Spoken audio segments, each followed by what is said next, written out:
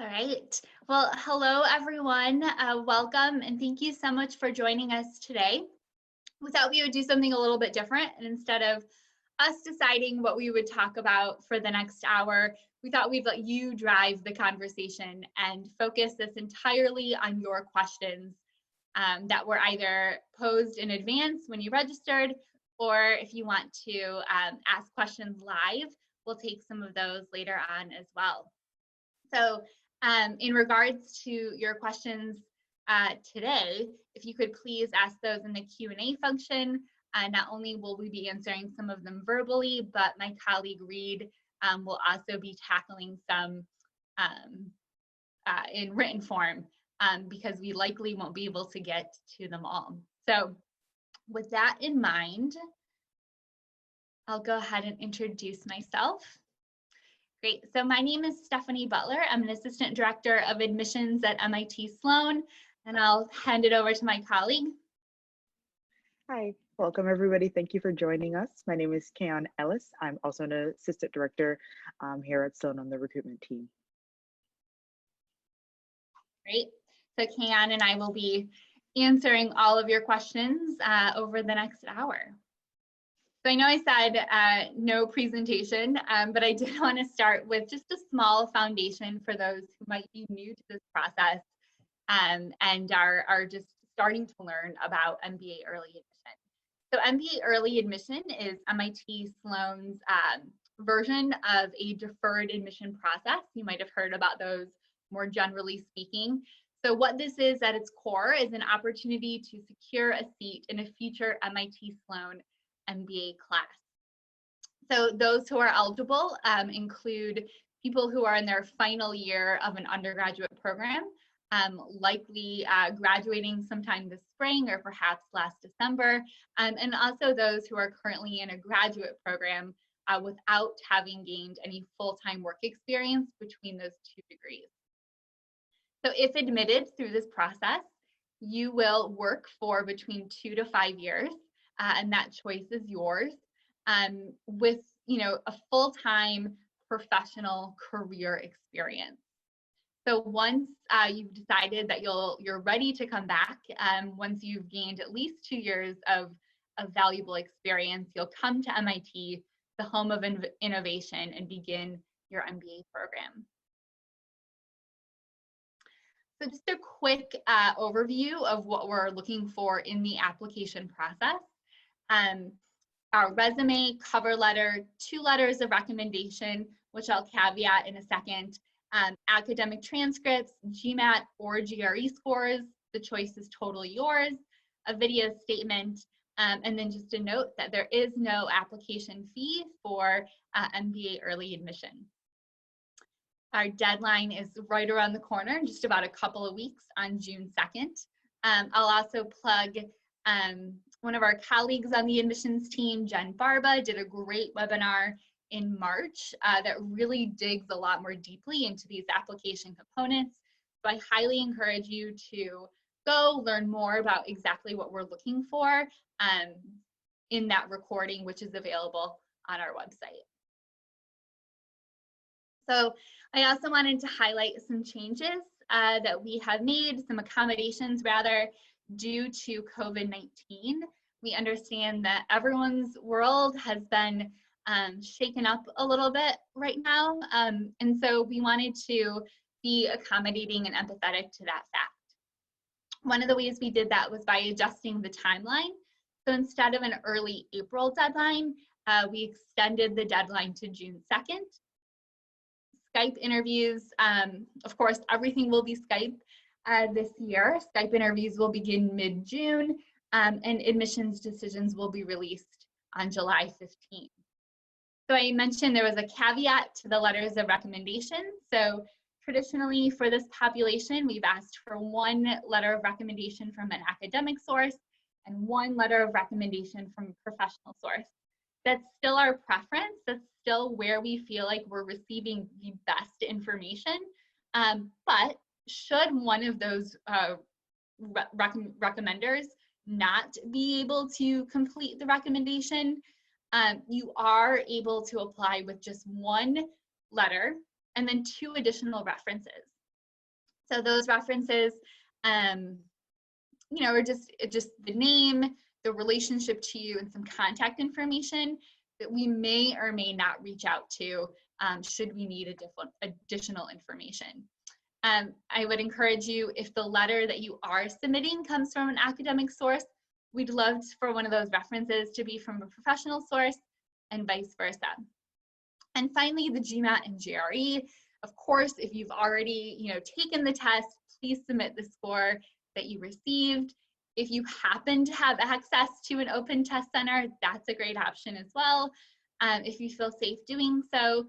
Both the GMAT and the GRE are now being offered online, and we are accepting that version as well. There's absolutely no penalty there. And then finally, if you're unable to secure a spot online or in person and haven't taken it in the past, which we completely understand, you're welcome to request a waiver and then agree to a conditional admit based on receiving a score, a particular score.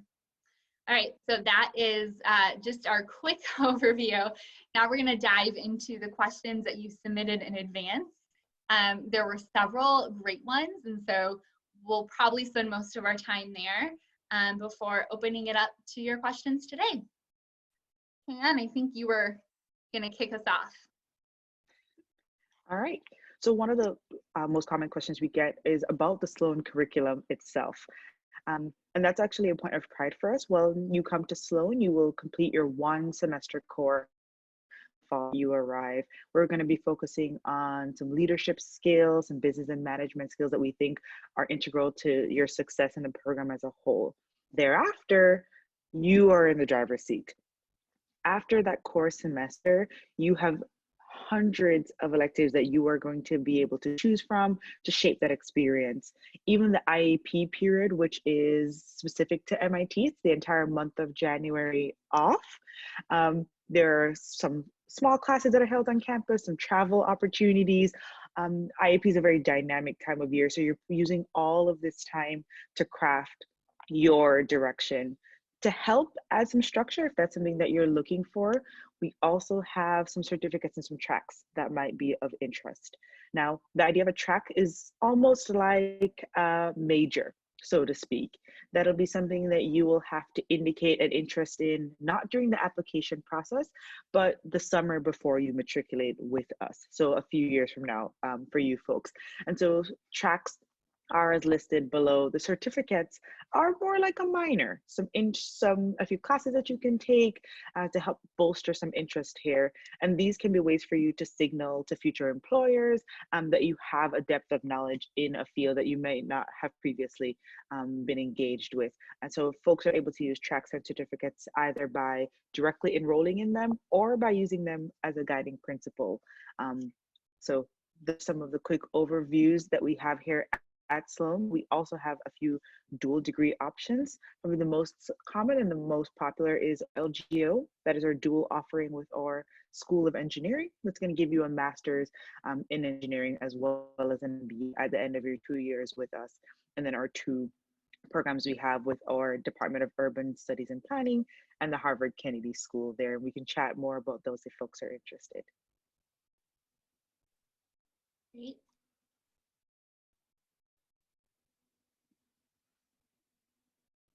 All right, what kind of resources are available to us in the 2 to 5 years after admission? Great question. I'd say one of your biggest resources is actually Kayon herself. She joined our team to think very specifically about MBA early admission, and the admitted student population is a big part of that. So she's definitely putting a lot of thought into what this looks like. We're also going to be thoughtfully curating content for you that will be available on a webpage for you to review and check out at any time. And that is in addition to new or noteworthy content that we'll share with you in a monthly newsletter. So the other big piece of this, of course, is the development of community. And we certainly want you to start building relationships with us at MIT Sloan and also with one another. So that might look like, being invited to an event that we're hosting off campus, when we're able to travel again, hopefully soon. Or also, very specific events that are designed for you and your future classmates and eventual future alumni as well. So that could be a virtual coffee chat. Hopefully someday it's an in-person coffee chat or happy hour, but really helping you sort of develop relationships and build community with one another in addition to MIT Sloan. So after the 2 to 5 years, you will have to decide when is the right time to come back. It's a question that we get often, but the answer is completely up to you. We have left that range specifically for you to be able to use that time how you see fit. Folks might be ready to come back at different times. Some folks might be ready to come back after 2 years. Perhaps right as you were deciding to come back, an exciting career opportunity presented itself. We want to give you the flexibility to pursue it. And so we are not dictating, and we don't have to share that with us at the time of application either. Just know that we're here for you to talk about where you are in your process, and if you are interested in coming back, what that might look like. But you also have full range to be able to use all 5 years if that's comfortable and appropriate for you. Yeah, I love that. It's definitely a continued conversation with us. And so we're here as you continue that self-reflection. We're certainly here to share what we've learned doing this for many years. Does it matter if my goals shift before beginning my MBA? Absolutely not. So you'll notice that within the application, we actually don't explicitly ask about this. We do ask, what you're doing directly after undergrad. We hope that you have a plan in place or something that's beginning to formulate as far as your immediate next steps. But you'll notice that we don't really ask about what you want to do post MBA. We realize that a lot can happen between now and then.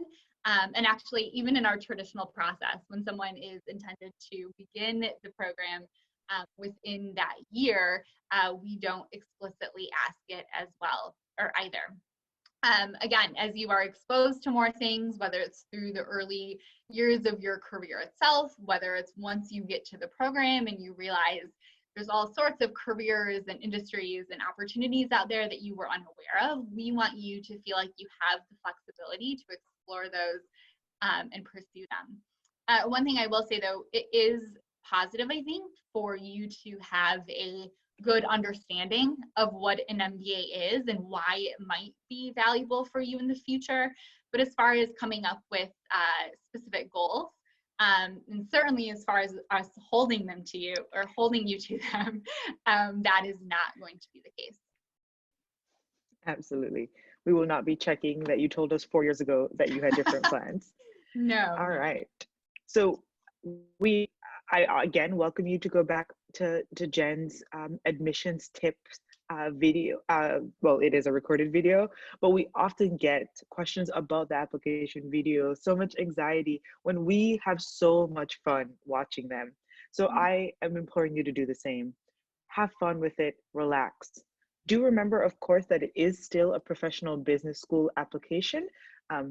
So there is, of course, a level of appropriateness, but this is an opportunity for us to see and hear you. Talk about some of those things that may not be involved in a professional cover letter. An interest in cooking, sports that you like to dabble in. We give you the prompt of introducing yourself to your fellow classmates. And while we won't show the video to your fellow classmates, think about what you would say to them in the first few weeks of school as you were meeting them and as you were getting to know each other. So this should be one take. I feel like we're all pros at sitting on camera and talking into the ether. And so that should be the general way of recording it. No need to get a film crew, no need to get too dynamic, but do make sure that I can hear you. Folks, if you're interested in maybe going outside and using some of those resources, please make sure that there isn't traffic in the background or anything that's impeding our ability to hear what you're sharing. But yeah, just have fun with it. It'll be fine. Yeah, absolutely. And like everything, it's just one piece of several components that we're looking at. It's one data point. that helps you sort of come to life a little bit. Great, so Kayon mentioned a few minutes ago that we have 3 options for dual degrees at MIT Sloan. And you can certainly combine that with your MBA experience and take advantage of that opportunity. You cannot apply at the same time as you're applying for MBA Early Admission. So as of right now, those programs do not offer a deferred admission process. So what you would do, if admitted to MIT Sloan's MBA program, in the application year prior to matriculation, you would apply to the LGO program, to the Harvard Kennedy School, to DUS, and then from there we would have a conversation, if admitted, to each, and help you plan your curriculum accordingly. Nice and simple. Now, does Sloan prefer certain backgrounds when we're looking at our early MBA candidate? Absolutely not. As with our traditional MBA pool or any other program that we offer, we are looking to admit a class of diverse students. That's diversity of culture, ethnicity, thought, industry, educational background, and we want them all to come together in our program. We do believe that it bolsters our teams, it bolsters our classroom discussion, and it does help to foster a more innovative and dynamic environment when all of these different perspectives are at the same table. And so do not worry about it, that there's no one industry, one major that is a requirement. We welcome all students that would like to be a part of our community. Yeah, absolutely. I couldn't agree more. Other fellowship and financial aid opportunities available for MBA Early Admission admits? Well, the short answer is yes. So you will not be considered for fellowship or scholarship at the time of application, or even at the time that you are admitted. Instead, you will be considered again in that year prior to matriculation. So don't feel like you're totally out of the running when you don't see that fellowship offer in your admission letter. And certainly financial aid opportunities, I think one, when you are about to matriculate, certainly dig into the resources, have a conversation with our student finances team. Everyone's situation is a little bit different. So, help lean on them to help guide you within yours.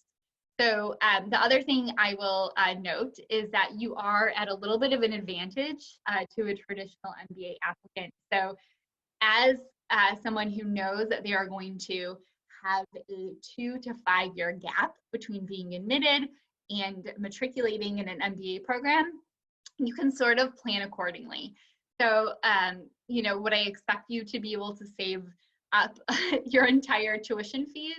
No, but you can make sure you're being mindful of big purchases and start to think a little bit more long-term about your finances as you move toward an MBA program. All right.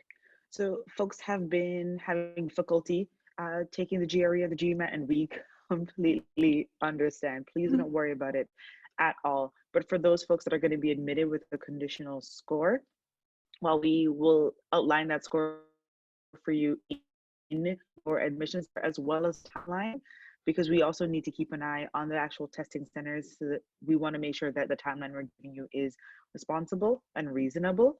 We want to share that the conditional score that we're thinking about now would probably most closely reflect the averages of the MBA cohort in the past, which has been around 720. Again, nothing set in stone, but we might be using that a guiding number as a guiding marker. Yeah, great.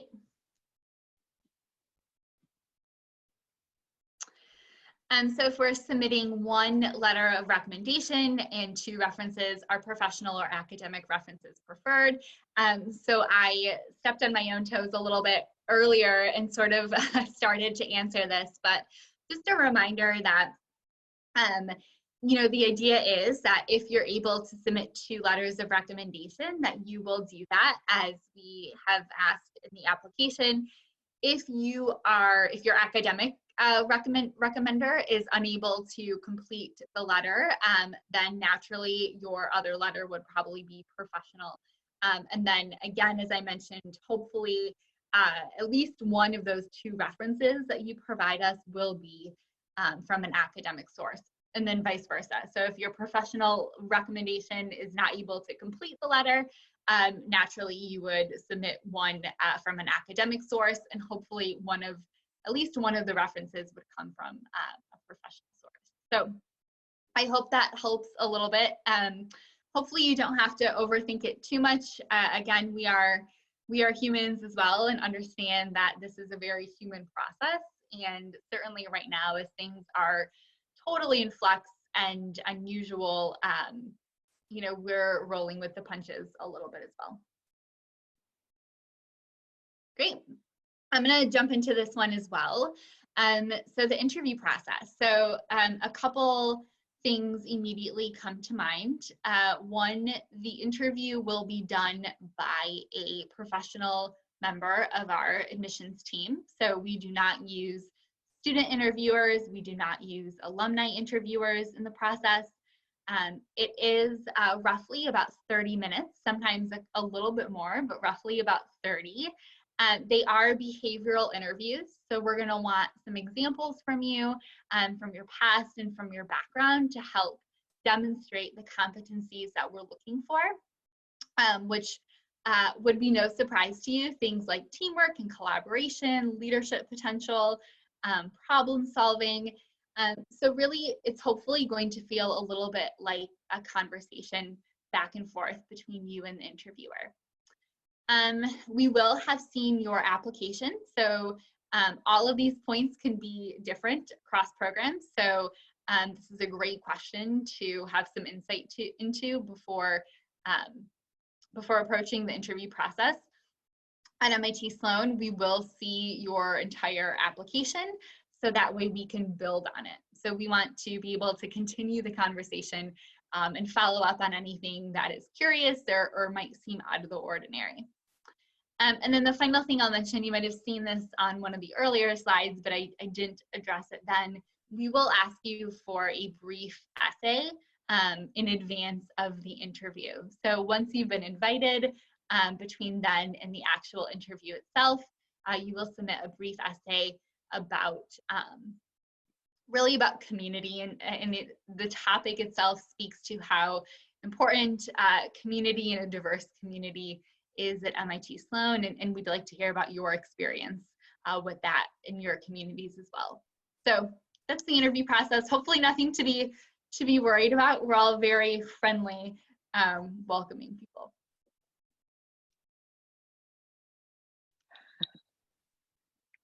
Very common question. It's a good one. It's a good one. We could probably both take a stab at this. Do you want me to start? Absolutely. Sure. I'll add some more. We can go all day. I know, right? Great. So I actually think the part of my answer is right there in the question itself. So what differentiates MIT's MBA program from other highly ranked MBA programs? And I'd say a big differentiator is simply the fact that Sloan is MIT's MBA program. And there's a lot of advantages in being not only in close proximity to people from other disciplines, but also part of a culture and a community that really celebrates that and really encourages that multidisciplinary collaboration. So I think there's a lot of value in that, whether that's taking courses outside of MIT Sloan, whether that's having other people from across the institute in your courses, whether it's participating in clubs together or working on entrepreneurship projects together. And that collaboration, I'd say even more specifically, resonates with the Sloan community. So when I think about our community at Sloan, I always think about the word collaboration.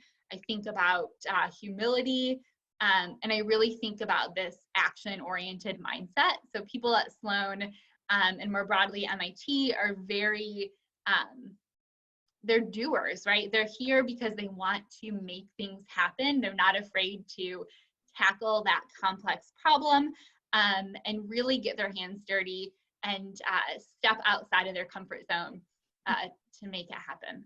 So yes, I'm gonna end it there before I go on and on. I'll let Kayon add her. Because you were talking about this idea of collaboration and coming together, and I think even Sloan's class size greatly facilitates exactly what we're describing. So there are about 400 students that are going to be in our MBA class admit, and that includes about 50 or so LGO students, and that's fairly small compared to some of our peers. And so you are able to genuinely connect with people in your class. You can meet most of the people, if not all of the people in your classroom, future best friends, future best man at your wedding. You're really making these deep connections.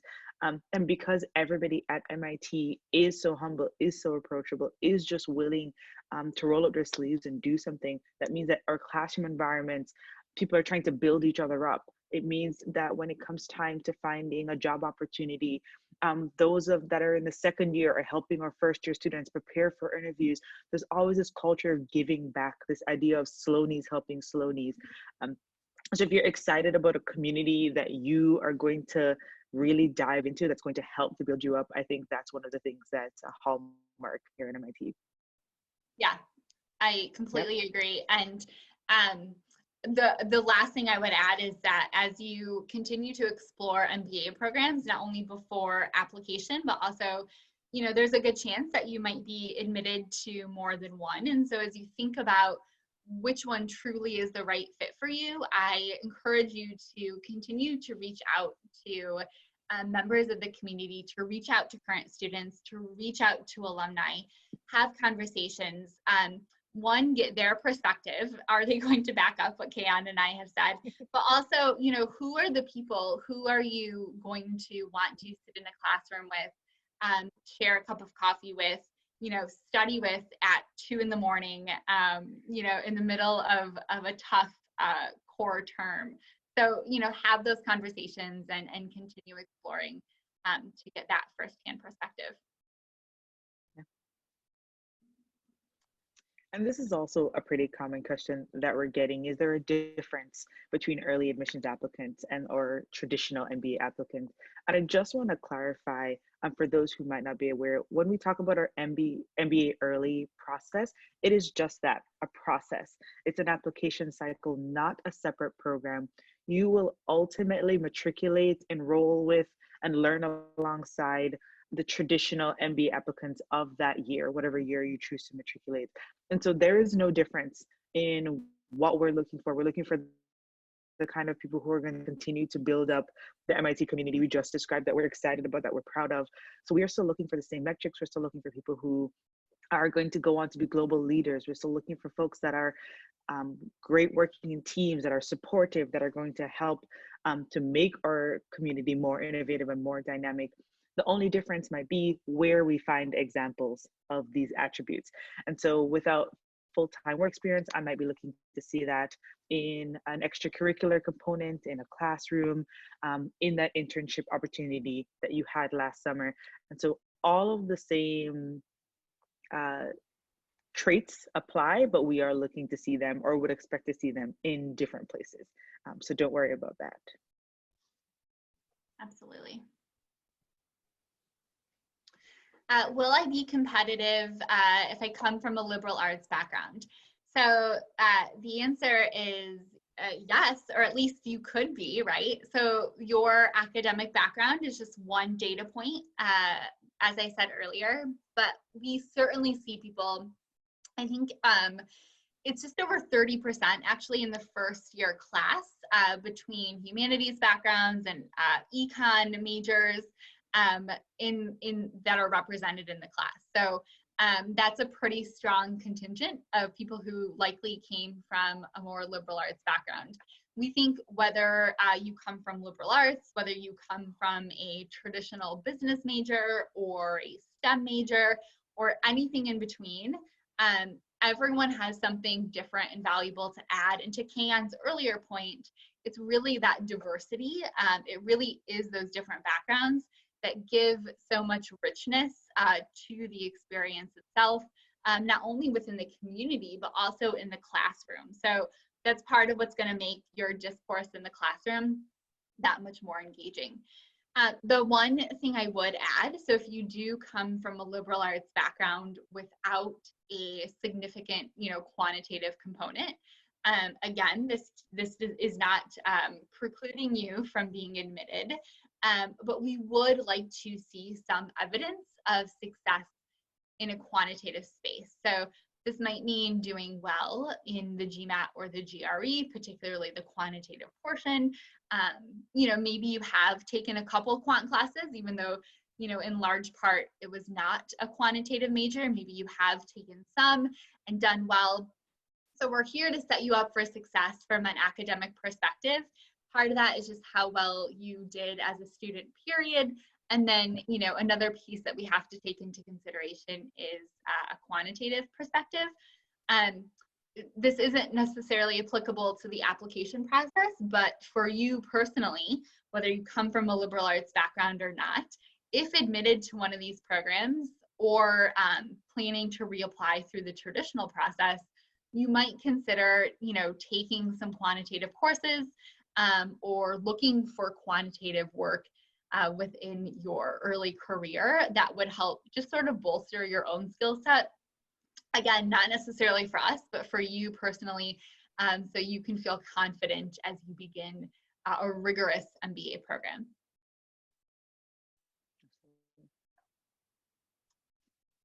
And then while you're having your 2 to 5 year deferral period, I'm hoping that you're doing a lot of thinking.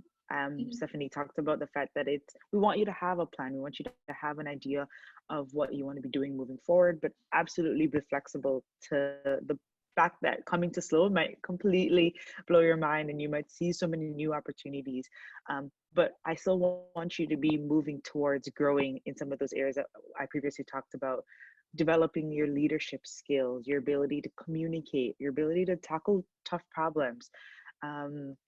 When it comes to innovation and iterating and creating something new and dynamic, does that mean that some folks might give you pushback? What's that going to look like? How are you navigating difficult conversations? All of these things are things that we found that make successful Sloan members and make successful business leaders. And so as you're coming up in your career, as you're looking to develop those soft skills as well as those technical and quantitative skills, I want you to be thinking about things like that. Things about your leadership and your relationship building. If you want more to add, Stephanie. No, I think you really covered it. I think, I would have said the same thing. I think, continuing to put a focus on introspection and continue thinking about what it is exactly you want from the process. You should be prepared to explore while you're in an MBA program, but the more you come in, the more broad your focus is when you begin a program, the less you're going to be able to accomplish. So the more you can at least start to narrow your focus prior to an MBA program, the better off you'll be once you get there. And then, I totally agree. Look for opportunities to grow, to stretch yourself, to start becoming the leader that you will grow into at MIT Sloan. Absolutely. Diversity and inclusion is something that's very, very important here at Sloan. And another thing that's important is how student driven a lot of our decision making and a lot of the impacts we have here at Sloan are. So our previous class presidents asked Sloan's leadership to think about this idea of diversity, equity, and inclusion, and to improve where Sloan stood on this. And so we actually just had a task force that wrapped up, gave the dean our recommendations, and we've already started to see change. We have identified 2 senior leaders, and they are now focused on diversity, inclusion, and equity. So Ray Reagan is actually a professor in the management school. He's going to be focused on diversity and equity. And I believe Fiona Murray, who is actually our dean at the Legatum Center, which is an entrepreneurial haven here at MIT. It's important to know where they're coming from because of the fact that Sloan has this idea of diversity, equity, inclusion interwoven into what we do and where we do it. This is not one person who's tackling some of these big issues. This is a professor who's going to be integrating diversity, equity, and those ideas and thoughts into the curriculum and into how we teach. The Legatum Center's focus on entrepreneurship, but in developing countries, in areas that could need additional support. And so Fiona is already versed with this idea of innovating and innovating with a mind for inclusion. And so these are the two people that are really driving some of the things that we have here on campus, as well as the fact that we have clubs and activities that you have, or students that are integrated into our Africa Business Club, Black Business Students Association, and we even have C functions. So those are cultural functions that each group will share, and no one has a better time than the Brazilian club. The Brazilian C function is the place to be every year. And so there's all of these ways for us to be very serious about and very thoughtful about diversity, equity, and inclusion, but also ways that we can celebrate each other's culture, celebrate Sloan Pride, celebrate our vets, celebrate our students of color. And so we're both tackling it from an admissions and leadership perspective, and being thoughtful in how we craft our class and how we arrange our school, but we're also making sure that we are celebrating all of these different cultures once we have them here on campus, and different perspectives that we want. I love that. Yeah, I'm excited to see Ray and Fiona are hosting a town hall later this month. That will be really exciting for the whole community to sort of hear from them.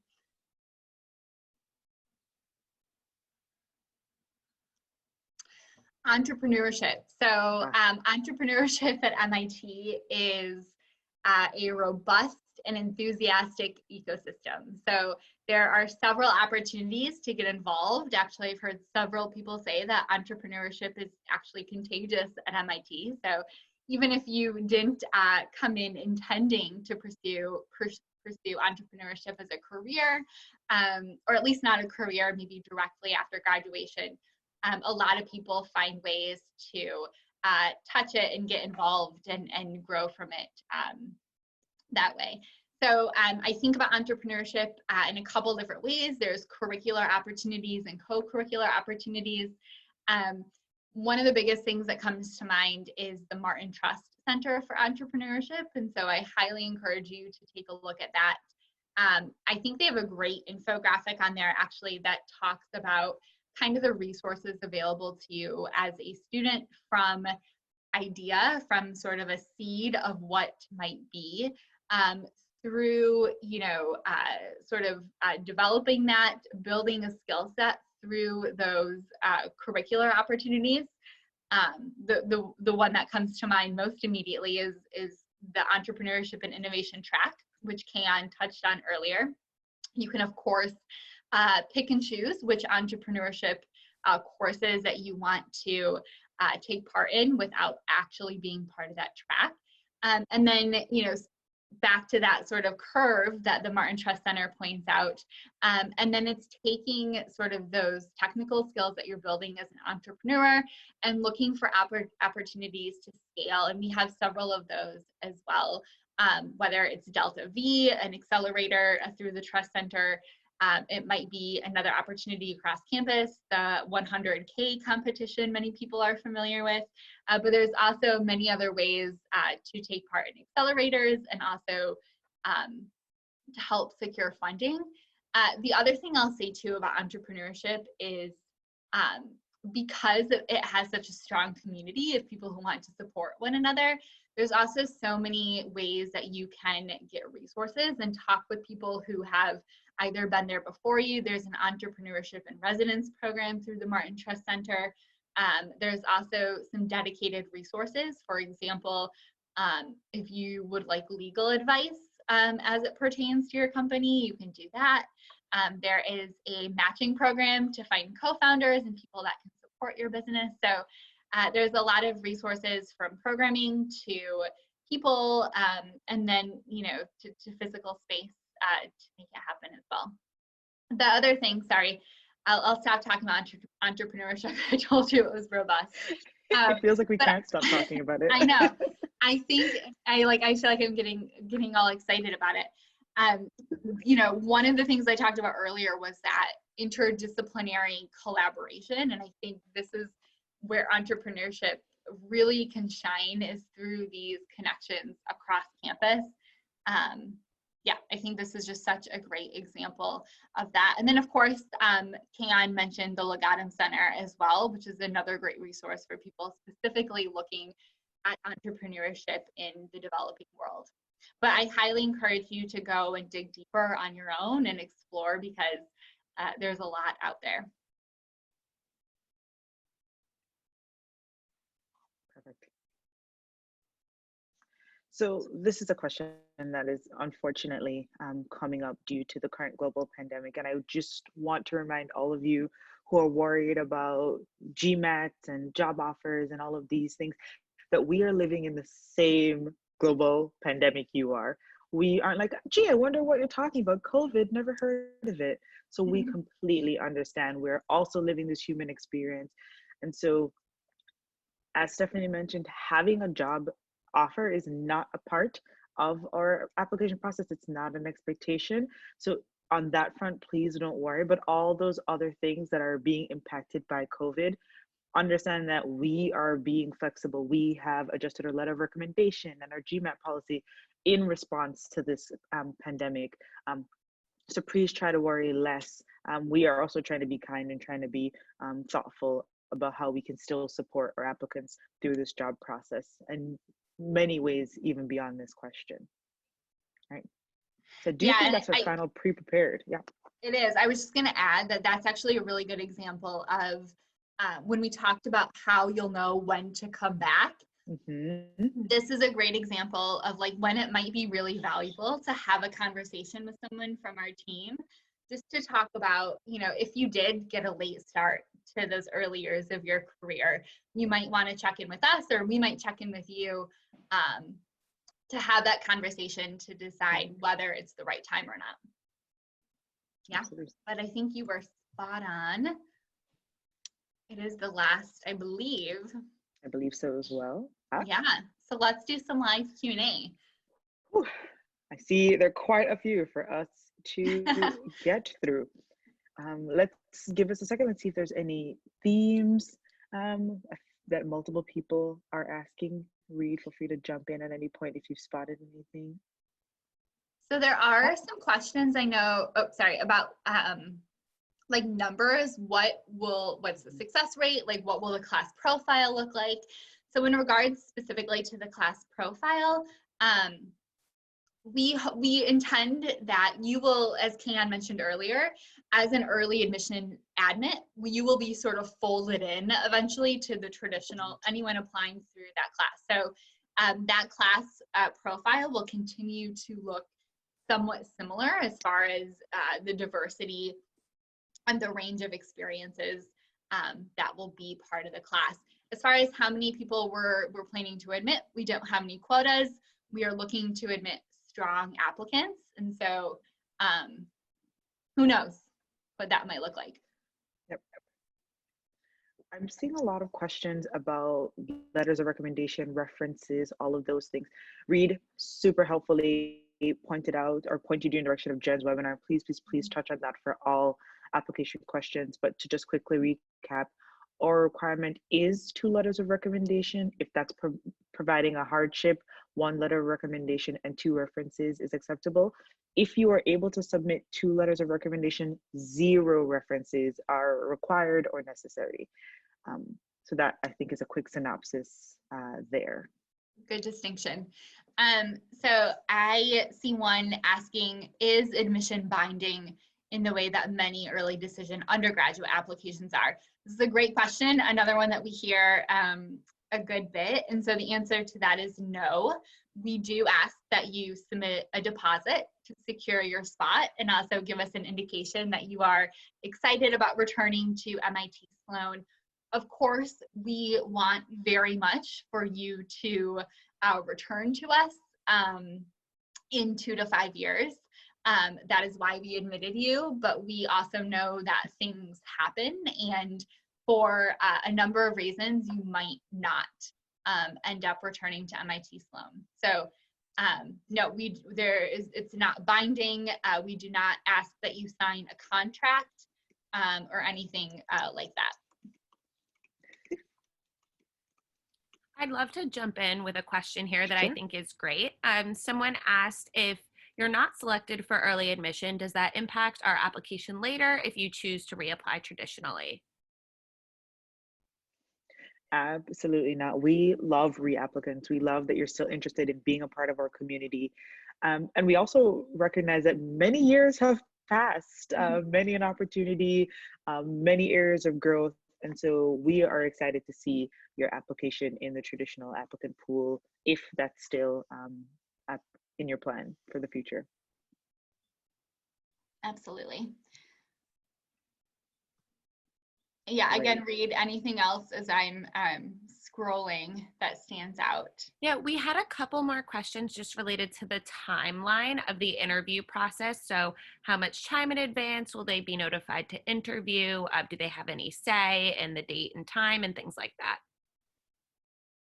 Yeah, so that's going to vary a little bit. I'd hate to give you sort of a concrete structure because we do need a little bit of flexibility in our process, but you will have some say in when you're able to interview within our availability. So you can't necessarily pick any time and date that works for you, but hopefully we try to do our best to provide a variety of options, days of the week, time of the day that will accommodate various time zones and people's schedules.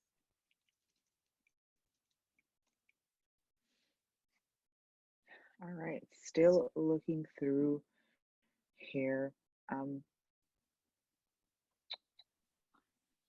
Great.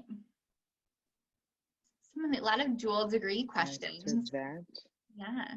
True. So we talked about the timeline, and Stephanie touched on the timeline for those dual degree programs. That will be the application cycle the year you matriculate. So not something that you have to worry about now, but if you're choosing to matriculate in 4 years, the year before, you can look towards the LGO application, Harvard Kennedy School, or DUSP to connect with those folks and secure a spot there. Mm-hmm. I want to touch on Liz's question because she asked about global opportunities at Sloan. Yeah. And that's normally one that we are excited to talk about. Mm-hmm. Our action learning labs, our classes that involve, at times, not always, a travel component to work with a company or a government agency to tackle a real life global issue. And then we come back to the classroom and unpack that. Our students go on treks, they go on the summer before they matriculate, they connect with the second year students. So many educational as well as fun travel trips, as well as the fact that Sloan is a global community. Multiple different nationalities and ethnicities are represented in our campus. So of course, with a hope towards normalcy in the future, we'd love to still continue offering some of those dynamic travel opportunities as they are numerous. But of course, given the current situation, the ability to travel might be a little bit more subdued at the moment. There's a question here. Someone's wondering a little bit more about the methods of teaching in the classroom. Is it case-based, lecture-based, things like that? Yeah, so it's a nice mix, I think, depending on what type of course it is and how, that would help to dictate the instruction methods. I'd say we do use some case in the class. There is a lot of experiential learning in the form of, Kayon mentioned sort of the larger opportunities through action learning labs, but there's also simulations within the classroom itself, smaller projects, smaller sort of consulting-ish projects within the course, a lot of discussion, a lot of interaction between the class, the students and the faculty.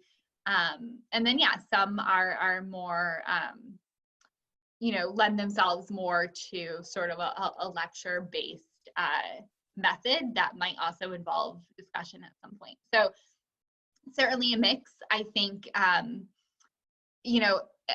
it can be valuable to learn from others through a case method, absolutely. But I think it's also valuable and even more so at times to actually get in there yourself and learn how you lead, how you can better work with others, and to solve problems. So yeah, I think it's just like the curriculum itself. The case or the teaching method is also relatively flexible.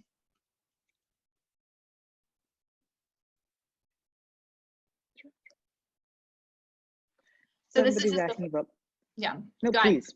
I was going to say it's a quick follow-up, but maybe I need to make a specific distinction. If I get admits for more than one deferred MBA program, can I commit to more than one? You can, you know, we're not going to hold you back from that by any means. We hope you know we're the one, but you're certainly not prohibited by us, but I know some other programs are different in that sense.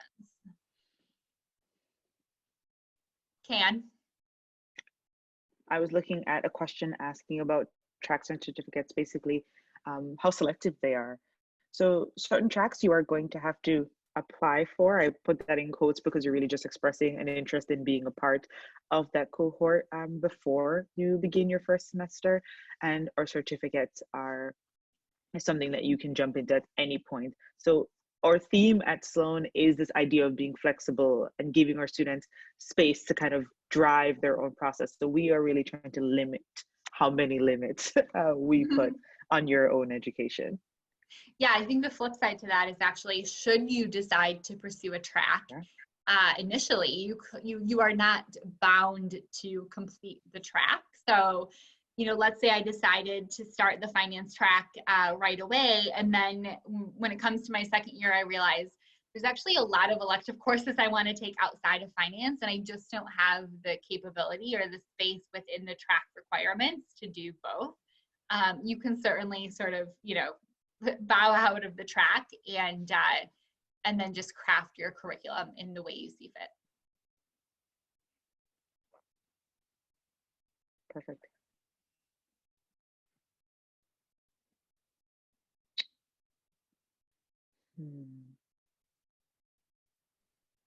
There are a couple of questions just related to, can we submit additional things after the deadline? So say an updated GMAT or GRE score, or maybe letters of recommendation, will they be accepted after the June 2nd deadline? Is there any flexibility there?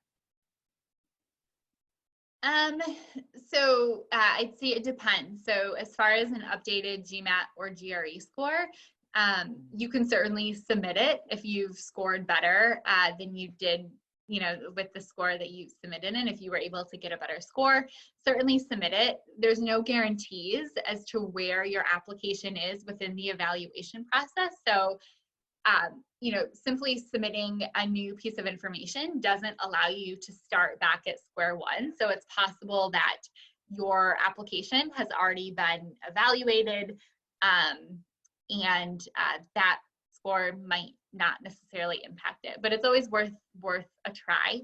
Regarding letters of recommendation, so if you are applying without a letter of recommendation, and planning to submit it later, your application simply would not be complete, and we would not move it forward in the evaluation process if we were missing a letter of recommendation or any of the other requirements for that matter. So, so there's, you know, we've already sort of extended the deadline for a couple of months, and so there's less flexibility from that perspective.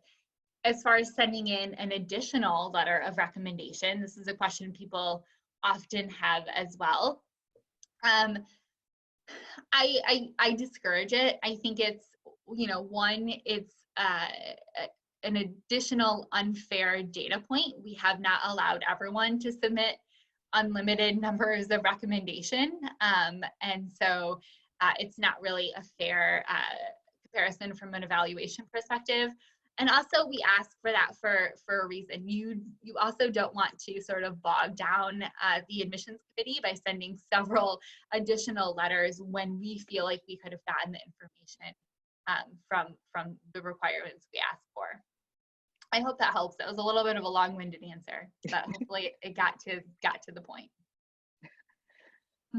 I do want to touch on a question about the cover letter, and various folks asking where they can include their future plans and all of those things.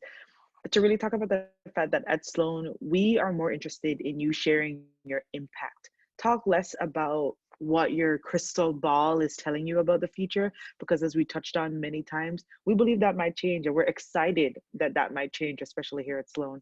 So instead of talking about your future and all of those things, use your limited space to talk about impact that you've had, relationships that you've built, leadership opportunities you've had in clubs and activities.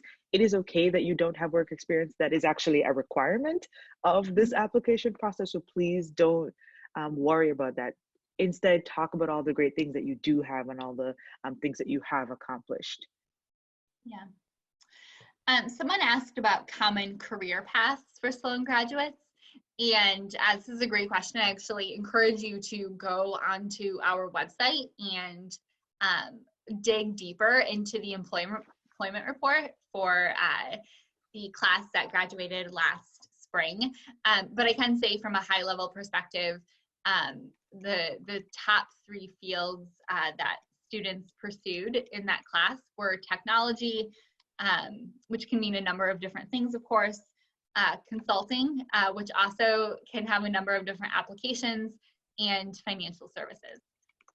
But do explore to learn more about what exactly the roles were within those industries. There's also a lot of information about compensation and geographical ranges of our graduates. This is actually just a quick logistical issue or logistical question. We do ask if you've had experience in classes like math and accounting, and folks are asking, what if I've done multiple? Feel free to include the introductory class that you took in that area. We just want to understand if you've had exposure to that field. So don't worry about that. Intro classes are perfectly fine. Yeah.